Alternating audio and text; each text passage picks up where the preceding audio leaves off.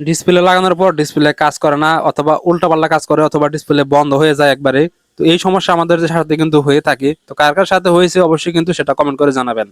তো আজকের এই ভিডিওটি আমাদের দেখাবো A to Z একদম ডিসপ্লে লাগানোর প্রসেস। তো এইভাবে ডিসপ্লে লাগালে কখনোই ডিসপ্লে নষ্ট হওয়ার সম্ভাবনা নেই, 99% ডিসপ্লেটা ভালো থাকবে। তো আমারও এর আগে কয়েকটা ডিসপ্লে নষ্ট হয়ে গিয়েছিল, তো সেখান থেকে কিন্তু আমি শিক্ষা নিয়েছি কিভাবে ডিসপ্লেটা লাগালে ডিসপ্লেটা সবসময় ভালো থাকবে এবং কাস্টমার অনেক দিন ব্যবহার করতে পারবে। তো ডিসপ্লে লাগানোর আগে ডিসপ্লেটা সুন্দর করে খুলে তারপর ডিসপ্লেটা ভালো করে একটু চেক করে তারপর কিন্তু ডিসপ্লেটা লাগাতে হবে।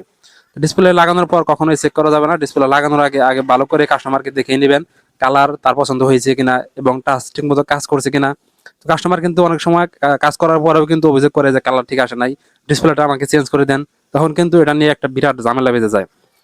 তো সুন্দর করে বডিটা একদম সুন্দর করে পরিষ্কার করে ডিসপ্লেটা আগে ভালো করে চেক দিতে হবে। সুন্দর করে একদম ডিসপ্লেটা চেক দিচ্ছি।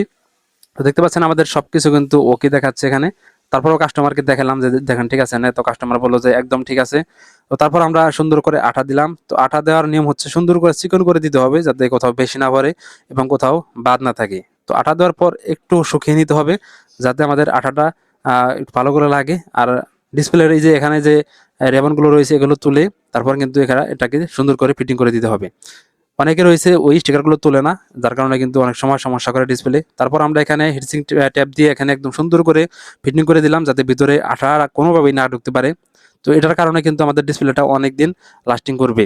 এবং অনেকেই এই ট্যাপ না দেওয়ার কারণে কিন্তু ভিতরে আঠা ঢোকে এবং ডিসপ্লেটা নষ্ট হয়ে যায়। সো এভাবে আমরা যদি ডিসপ্লে লাগাই আমাদের ডিসপ্লেটা অনেক দিন টিকবে। দেখুন আমরা ডিসপ্লেটা একদম ওকে করে ফেলেছি। তো এভাবে যদি আপনি ডিসপ্লে লাগান তাহলে ডিসপ্লেটা কিন্তু বেশি দিন লাস্টিং করবে এবং নষ্ট হওয়ার সম্ভাবনা খুবই কম থাকবে।